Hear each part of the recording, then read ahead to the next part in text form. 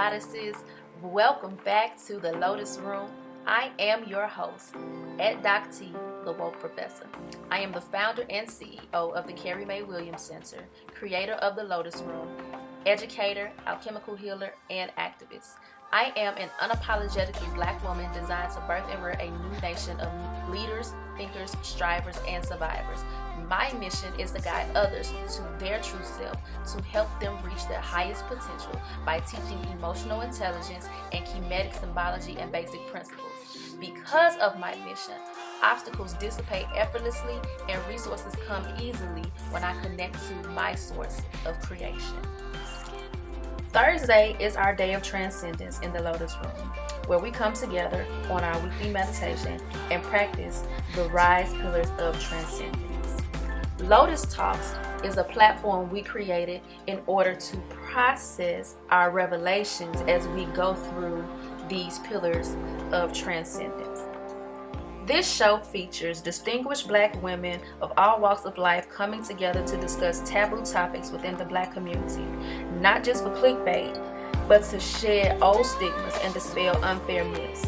Here in the Lotus Room, you will hear from Black women who have established themselves as trusted sources of personal and professional wisdom in every field from mental health and education to alternative medicine, finance, cosmetics and beauty, and so much more.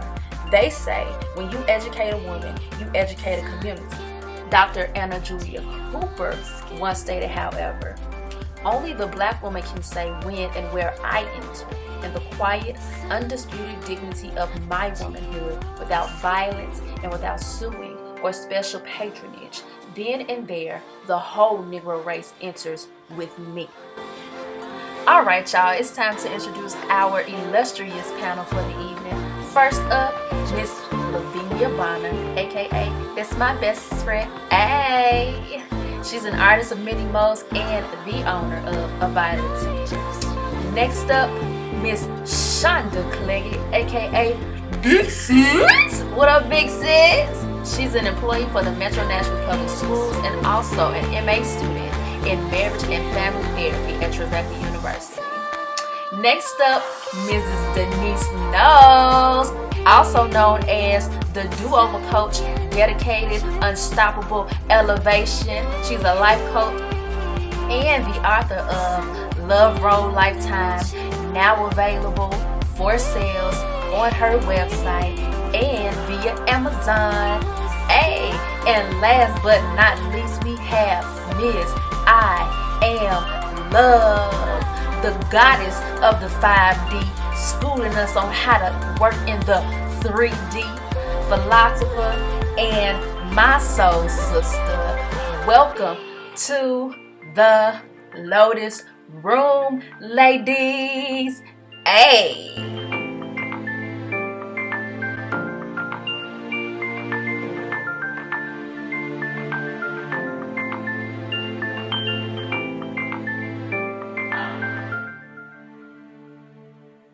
Okay, I'm trading one programming for a whole nother programming. So not realizing that all the things that both cultures had told me over and over and over again, that weren't true.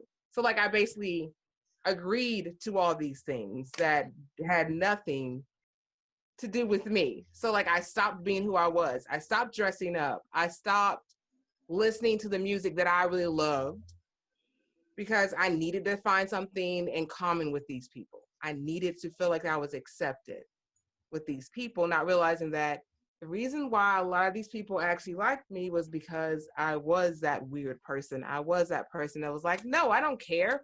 This is how I feel. If it's the truth, this is truth. So like now I'm getting back to who I am. And I realized, I'm like, so I've been sitting around like for a few years being like, why am I so miserable?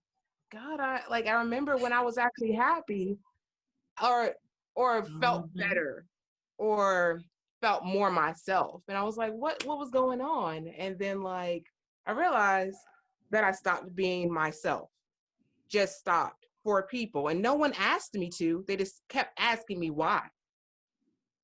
How do you ask somebody why they are? But listen, sometimes it might not necessarily need an explanation, but maybe the conversation needs to be held. Uh, two questions that a white girlfriend of mine asked me while I was in high school. And the immediate response was I got pissed off. But as I thought about it, the answer was she really didn't know she said anything that offended me. So the first one was at cheerleading camp. Of course, I'm the black cheerleader. You don't wash your hair every day? Why? The next one wasn't a question, it was a statement. It was my high school sweetheart. He came in to pick me up for cheerleading practice, and she said, this is a different girl. Oh, he's so good looking for a black guy. But she had no idea what she was saying could be offensive, or neither one of them. So what I was saying for me is, if I have questions, I like to ask them, because I do like to have the opportunity of learning something that I don't understand or that I don't know. Yeah. There's a misunderstanding. I'm talking about myself as far as my journey. I don't have a problem with questions. Like, if you have a question, ask me. I'm saying the reason for why, like, think about it from my perspective. When you're just you, yep, you're just used to being you, and then everybody is asking you, how and why are you at that point? So I've already gotten over those questions. I'm telling you how I got there. So, like Tasia knows, I don't have a problem with people asking me questions about not a darn thing, and I can articulate. Huh? What? I said, yeah, we talk about a lot of social stuff. I don't care. And I can articulate it very well. So, like, I'm not worried about that, but think about it from that perspective of that 21 to 25. No, not even that 18 to 25-year-old who had to constantly defend who they were over and over again, sexually, as far as you are spiritually, as far as you are just how you are. Mm-hmm. So that's what I'm saying. Like, sometimes you get tired of constantly defending yourself. Or having to explain yourself. I want to commend you, because you were in tune with who you are. Yeah. Unlike with me, my identity came from other people's identity. Like, it just naturally did, I'm a tomboy to the heart. To this day, I coach men's basketball. I love football, all this and that. But I feel like, had I not been born in the country where I was, if I might have been born in the city or something, then I would have been tagged as a dyke. Because I have a very masculine, my daughter, Lord Jesus, y'all pray for her. At about 13, 14, she actually looked at me and said, Mama, you're as close to being gay as you can be without liking women. Because I love masculine energy. I mean, like her perception, my daughter is a girl. She's she nails, like, that's Tasia's hairstylist. Very feminine. And what I had to swallow as a mother is I missed out on giving her what she needed, because I didn't want to go to the mall. I didn't want to go get my nails done. I wanted to be on the football field with them boys, the team mom, hyping them up. And that caused some very hard rifts between me and my daughter. Mm-hmm. Because I mixed it. I'm the youngest of three. I got two older brothers that didn't know I was a girl till I had my first child. So, but my demeanor, had I been somewhere else in the country, you tend to have the leeway to kind of cross over in hobbies and stuff, but other people might would have been, she too hard. That's why I'm married to the man I'm married to, because we homies. It wouldn't work with nobody else. I know it wouldn't, because I'm already been divorced once. So, but my daughter said that, and she was very serious when she said it, because that's what she saw in me. Has she ever seen me with a woman? No. But she saw what I liked, what pulled my energy, what I got hyped for, and everything that was surrounding that was masculinity. See, that's the thing. I don't look at it that way because I'm a queer woman. Mm-hmm. So you're what? I'm a queer woman, which Oh, means okay. I like, so essentially I like who I like. It doesn't matter what gender they identify with. If I like them, I like them. So, but I guess for me, because I'm part of that community, it kind of, when she said you're as close to a lesbian without, no, she didn't say a lesbian. Sorry, what did she say? Said because I guess at 13 or 14, she's 28 now, so I'm sure that the identities have evolved. But as a little girl, as a teenage girl, seeing her mom, it was associated with masculinity. Oh yeah, I'm not Gender norms. Can you let me I haven't I'm sorry. finished my I'm sorry. I kind of have to I'm a person that likes to set a background before I go on to tell you this, because I always want to go back to what and why. So I misspoke, but essentially the whole idea of it is women who have certain hobbies, they have to like women. I've heard that. That's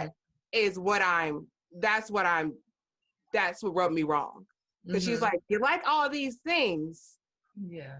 But one of these things are not like the other. One of these things don't belong. So it's just very much like, but we don't have to do that. There's plenty of women who like dick, who also like a lot of shit that they don't find that, a lot of woman stuff is very frilly and unnecessary. This is that goes back to this whole concept of agreements, the agreements that we make within society, and then we take those agreements back to our subcultures or our safe spaces, and we impose these expectations on the people that we supposed to love and put them in a box to where now they got complexes and biases, or things that they defensive about based on these agreements that don't really resonate with who they are as a person. I want to hear from you, girl. What you gonna say? I was wondering if I had time to share my perspective on programming. I can relate to a lot of things that I've heard here today. And for the record, Denise, I'm older than you. Don't hate. You're not the oldest. But I grew up in the South too. But for me, and things that I've learned over the years about programming, because I like to live outside of this realm, right? A lot of who I am is in other dimensions. And so I like to learn what's underneath the behavior, what's beneath psychologically why we do and say and behave the way that we do, right? And so what I believe is that programming is in our DNA, and it's on a cellular level. So in our cellular memory, we have been given through our ancestral pool that those characteristics, those traits. Some people refer to things as curses. I don't believe in generational curses.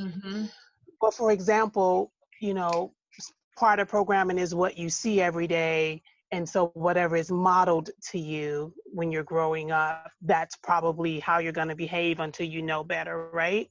But some of what we are doing and what our parents are doing and what their parents did is because it's in their cellular memory. And so the programming the things that they're doing is instinctive more than learned in a lot of cases. And I come from an indigenous people background as well as African American. So a lot of things that I was doing growing up was from my indigenous tribe that I didn't know because I didn't grow up around them, right? But I grew up in the South with my Black family, not my dad's family, but my mom's parents, right? And so there was a lot of confusion about what was being modeled before me. And when I look back, I can see in my DNA, when we talk about diseases and stuff like that, I don't look at that as being something that is, the word keeps escaping me, but you know the word I'm trying to say, inherited. Hereditary. Yes, because we don't inherit disease, we learn the behavior. So whatever they ate, we eat. Whatever, however they lived, we live, because that's behavioral, right? But when we look at our ancestral pool, we have to start to identify with what our ancestors went through. So what is it that they have gone through in the past? Slavery, right? Indigenous people losing everything that they had built over centuries to white people. All of that was in my DNA. And on a cellular level, that was messing with me internally, my system, and I had no idea. And so some of the things that we dream it because it's in our DNA. It's in our cells. It's not because we've experienced it, and we may not be able to connect to it to figure out, why am I dreaming about Indians being, you know, thrown off their land or being killed? Or why am I thinking about war all the time? Why are my dreams so chaotic and this and that? And there are so many things that play a part in that. And part of it is because your body is remembering things that didn't happen to you, but happened to your ancestors. And so some of us we're deprogramming on an ancestral level. So what our parents and their parents were not able to get rid of and let go of, we are clearing that for our entire ancestry. And so when you become awakened, you start to understand, because when you become different and you think differently than everybody around you, you start to see that they're now starting to behave differently because you are behaving differently, right? And so what you've done there is not model behavior necessarily, but you've gone back and now cleansed your lineage. So those things can't stop other family members, your children and their children, from recreating this entire history that you never knew existed. And for Black people, and I don't know if you guys are like this, but for me, my family is so discombobulated that in order for us to understand our history, we had to go and actually search out our history, right? Because there's so many people. My grandma had 22 children. And so there are so many people in our family, and we're disjointed. We could end up marrying our cousins and don't even know it. And so because of the way that we are programmed and we are in disunity, you have to ask the question, well, if I don't know half my family, why do I have these behaviors? Why am I seeing this behavior in everybody that I do know in my family? And then when you reach out to your family, you connect to them and you get to know these people that you've never known, you still see the same traits. It's like, well, you act just like Aunt Lucille and you don't even know who she is, because it's in our DNA and our cellular memory. And so a lot of times for Black people, a lot of the healing work that we've been doing, unbeknownst to us, like we don't fully understand what we're doing, we are cleansing that lineage. We're saying to our cellular memory, and I speak to my DNA and my memory all the time, to reprogram or deprogram it, because I understand that there are things and behaviors, my speech patterns, that may be different from my family. It came from somewhere, right? And some of it is environmental, but a lot of it is innate. It is who we are. It is inside of us. And so understanding those patterns in our DNA and in our cellular memory will disrupt a lot of the programming that we've had for so long that we never knew we had.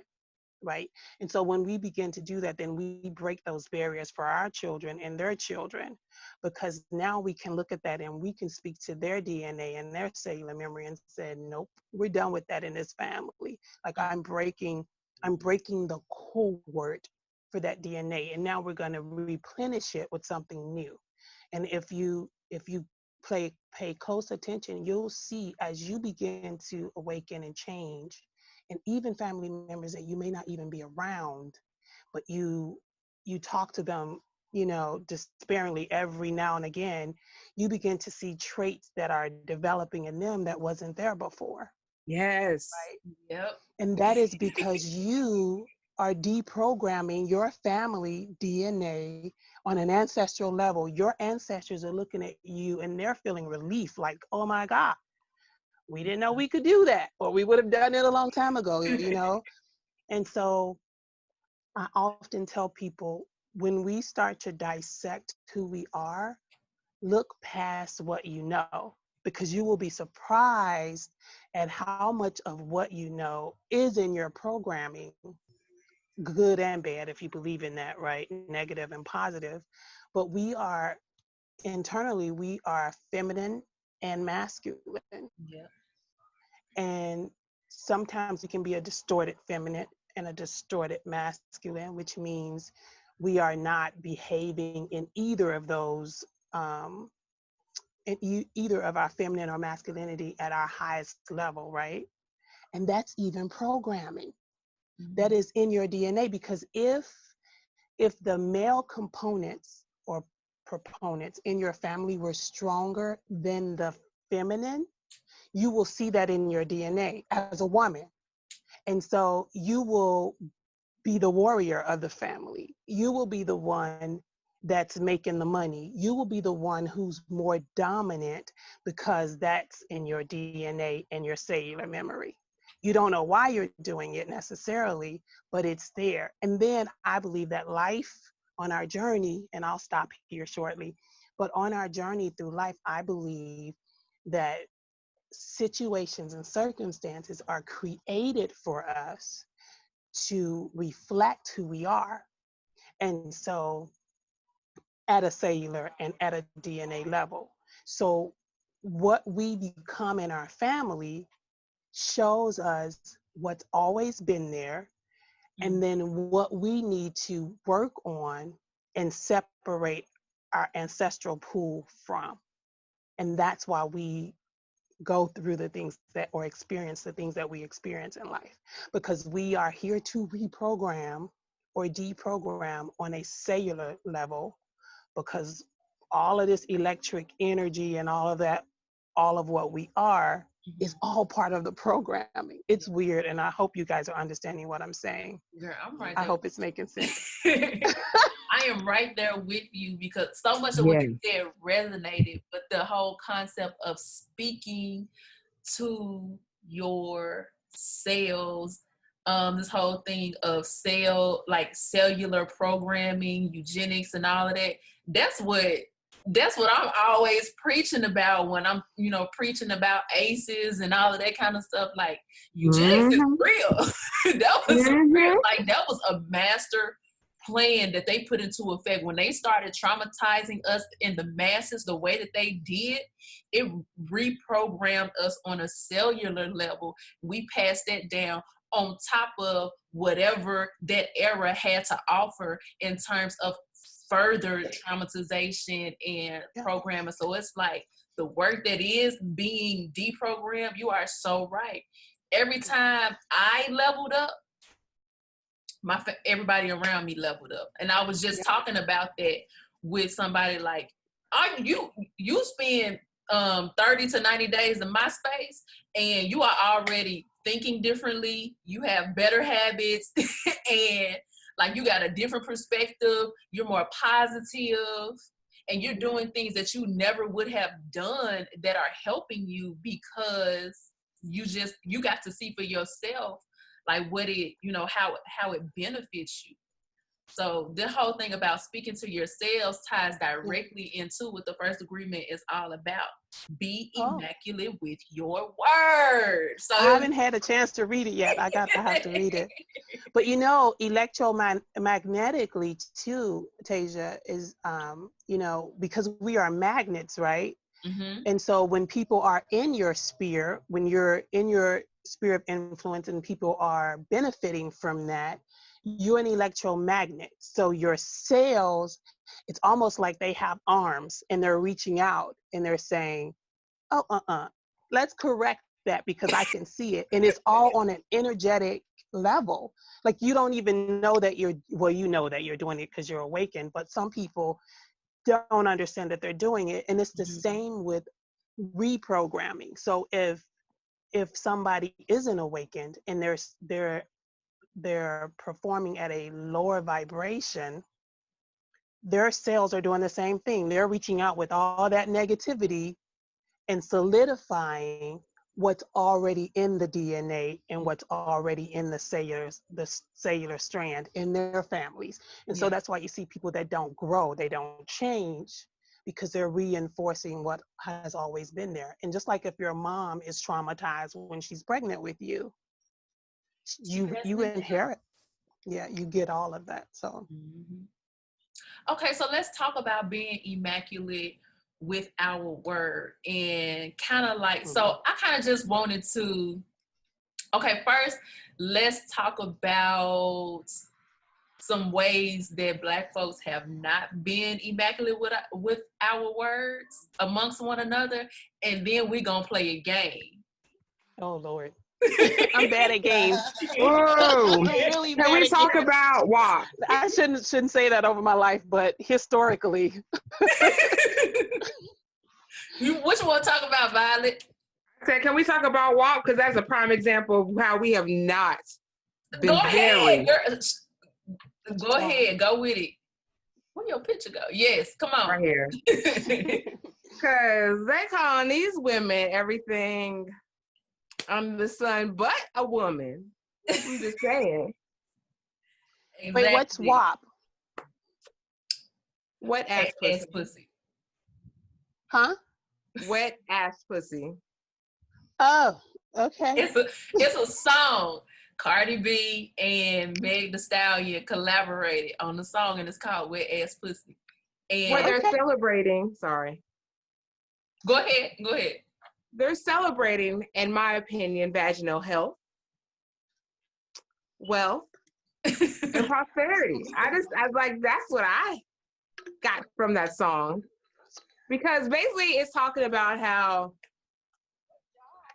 they're talking about their sex appeal. And they're really, really embracing it and saying, hey, look, these are the things I can get with this thing that was already given to me. I'm using what I was given to get the things I want and need. And if you didn't, whose fault is it? It's not mine.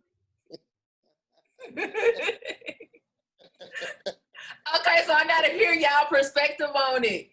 Shonda, you go, and then I want to hear what you guys. I'm finna find the song and play the lyrics. So okay, because I don't know the song. Okay, so here's the, they put this song out, the video came out, beautiful. The internet went crazy, right? Mm-hmm. Oh, like they just went crazy. So 48. I thought to myself, wow, like so much negativity.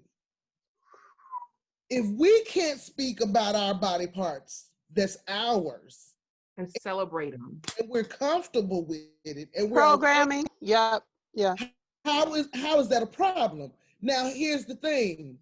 Years ago, Nelly put out a video, Tip Drill. Women in bikinis sliding credit cards down the crack of the butt. And it was the best video. Everybody thought, oh my God, like woo, woo, woo.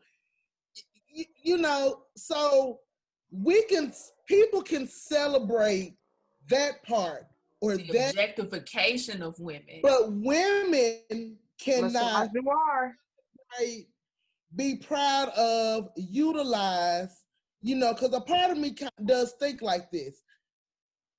It's okay for men to do it. Men brag about their penises. Oh my God, I put it down. This woman bought me a whole car because I laid it down. Okay, well, you know what? How is that really an issue? And I mean, I respect everybody's opinion on how they feel about it because everybody has their own opinion. Oh, well, they're making women look bad. At the end of the day, how you perceive that video is how you're going to perceive the video. Mm-hmm. Up to me to change your perception. This is my opinion. It's up to me to respect how you perceive it. Mm-hmm. And keep it moving. Like, it was really a huge debate almost on the internet about this video. And I'm like, like, calm down. And I missed all of that. Okay, so let me play the song because we got 10 minutes left. I'm so guarded. I guess I'm just unaware of a lot. It's good. She really needs to see the video. It's a beautiful chef's kiss. It's beautiful. Hold on. I ain't even think about that. I could do the video. I mean, it's it's a tame video. It's not even a whole lot. It's not. I just kind of think my opinion really very might be a little different. It was really very structured. It really was. It wasn't even raunchy. Okay. No. It was not. It's just literally beautiful women and beautiful things. So it's like Willy Wonka. Can you see it? Oh. She can't see it because those were breasts with water coming out. You can't see it really. Oh yes, you can now. Beautiful. 7 days a week. Wet and good. Make that pull out get weak.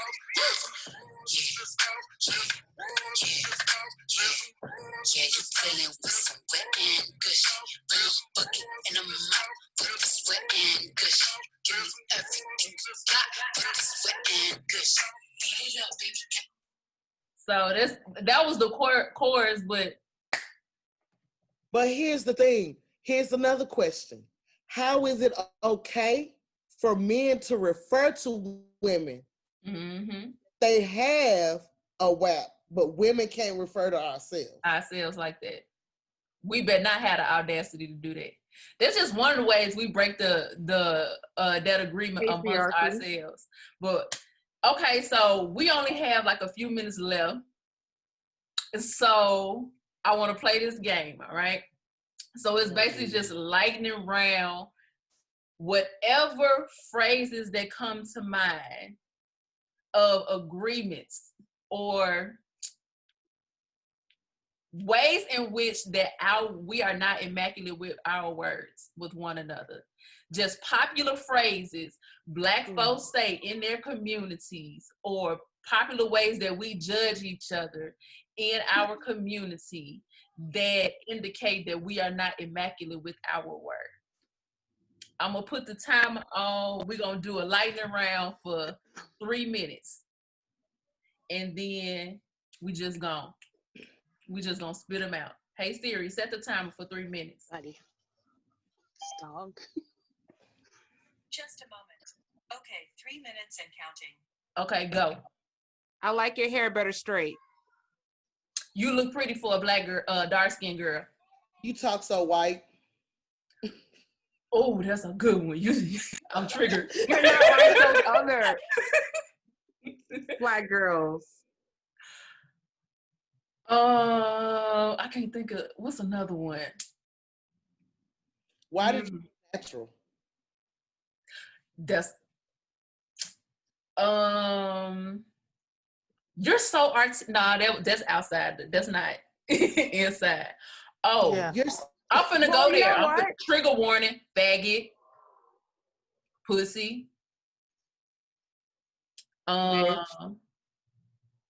retard. Your skin is so smooth to be dark skinned.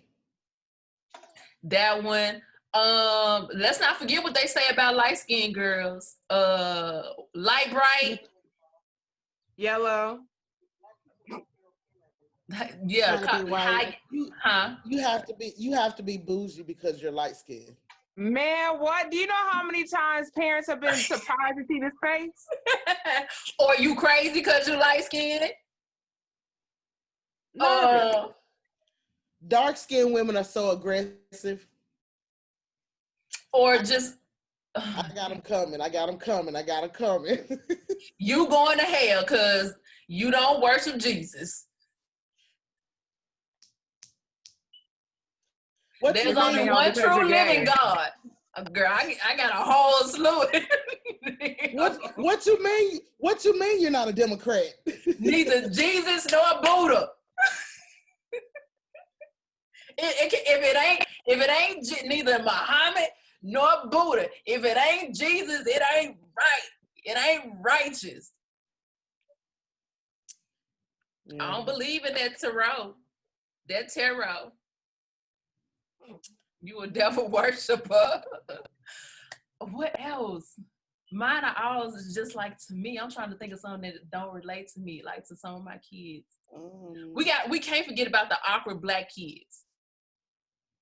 The gamers, the emos, like well, I mean, I was just asked, like, basically, okay, so do you believe in God? That was another thing.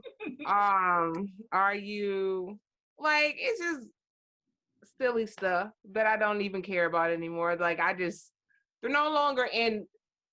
How far I am from those statements shows how far I've come with my agreements. So it's just like I'm not around those type of people anymore. So I really don't hear those type of negative things to me anymore. Yeah, I can't really call them to me like that either, but I just remember one African booty scratcher.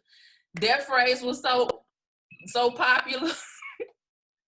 I got called a Hawaiian booty scratcher. I didn't know what to do. Like straight TKO me in the bathroom. I was like, what?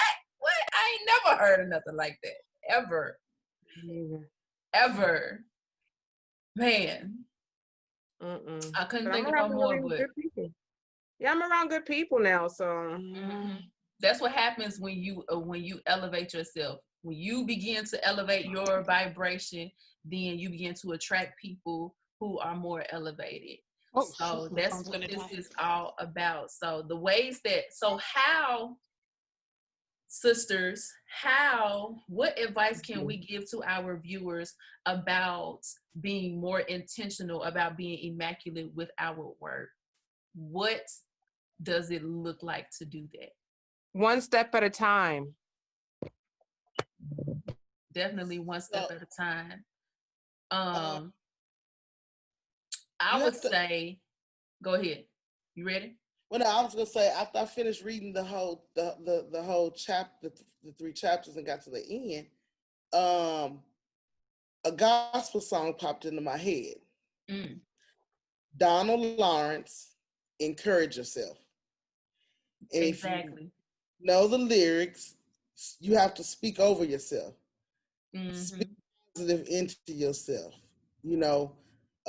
Surround yourself by positive, because it has to actually start with you. It has to start with you. We have to start, even as women having children, you have to start speaking different to your children, and everything. So, and just like Violet said, one step at a time, one day at a time. Being more conscious of what comes out of your mouth, I think is very important. I find myself a lot, like once I got exposed to The Secret and the law of attraction and how it works, then I became so much more conscious of how I frame my perspective and how I say things. So affirmations, positive quotes, all of that. We got less than a minute left. Anything else y'all want to say? I always say speak life. I mean, I'm a biblical person, so Mm-hmm. the Bible has always said speak those things as though they are, and that's affirmation. Speak what you want, not what you don't want. And then you have to remember it's not just what you speak, it's your subconscious too. Mm-hmm. So those things that you tell yourself on a subconscious level, that's what you're really going to get. So Mm-hmm. you gotta reprogram that too. Like if you hear a negative thought in your head, you've got to replace it with something positive. Yep. And then finally, just not focusing on the negative. Like don't let the what you see be your reality. Don't speak what you see, speak what you want. Ooh. And be true to yourself. Be your authentic self, and just be true to yourself. Yeah. Unapologetically. Yes. Mm-hmm. Well, y'all, that has been our first episode of season 1 of the Lotus Room. I have enjoyed you all, and I am looking forward to having more of these conversations. Next week, we will be talking about the second agreement, which is don't take anything personal. All right. Oh, honey. Okay. So get into your chapters because we're going to get into it next week. And it's very possible that we'll have some guests on who are outside of the Lotus Room who can Awesome. bring some perspective. Thank you all so Awesome. much Awesome. Thank you for guys. I've enjoyed it. this conversation. I love y'all. I like Love you y'all. too. Love you. Once again, thank you so much for stopping by the Lotus Room. And as we always say, we love you, we like you, and we look forward to taking this journey with you. Bye-bye.